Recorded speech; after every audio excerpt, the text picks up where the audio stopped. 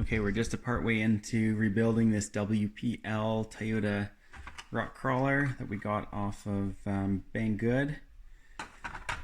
And just wanted to show you what happened. I ended up taking apart the gearbox because I thought it was wrecked. I ended up replacing the motor with one from an RC boat, which was quite a bit bigger.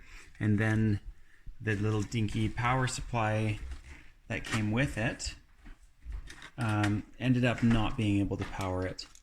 I'll show you that right here. And so we ended up having quite a big, powerful reversible, Rooster reversible Novak speed ESC speed controller, and it's way too big for this application, but I think it'll be fun just to see how it works.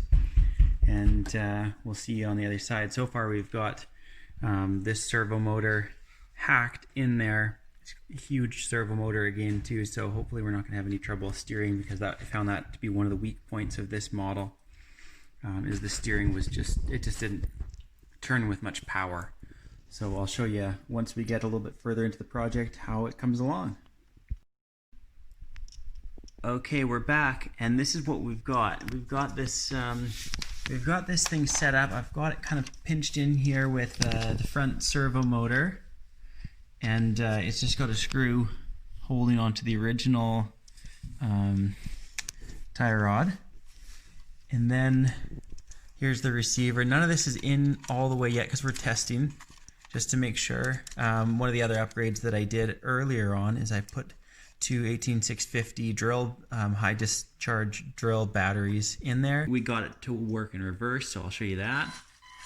And now I've got a cameraman, so he's going to make sure that I don't crash into anything. Here we go. We've got the steering. Ooh, way better than stock.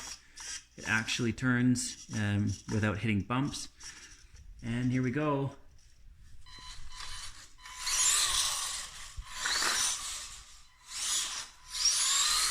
That's fast. That is fast. I can't even...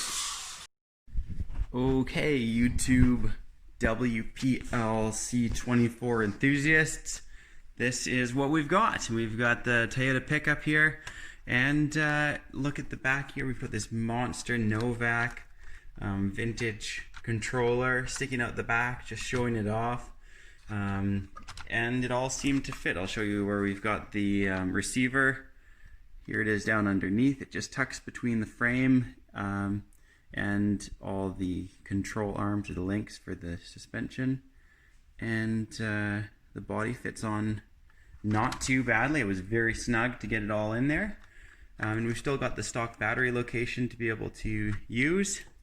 We can just tuck our double 18650 pack down in there, and then we'll show you how it works. Okay, here we go. We've got that steering working good. We've got, check out that way the front end lifts. Oh, it's beautiful.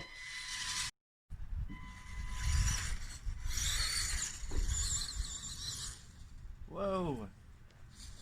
It tips over so easy.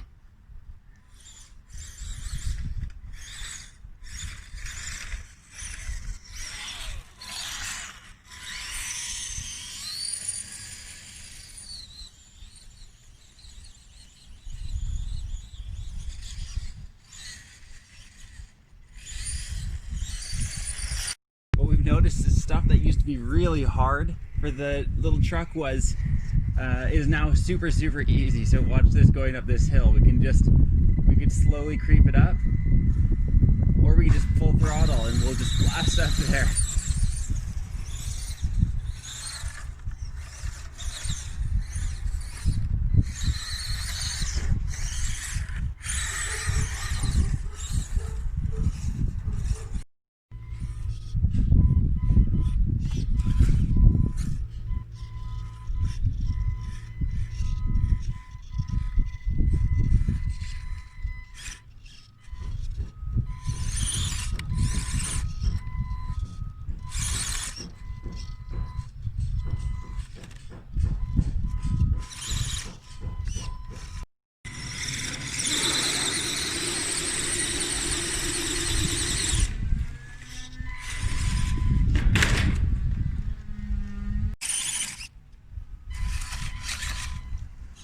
making it.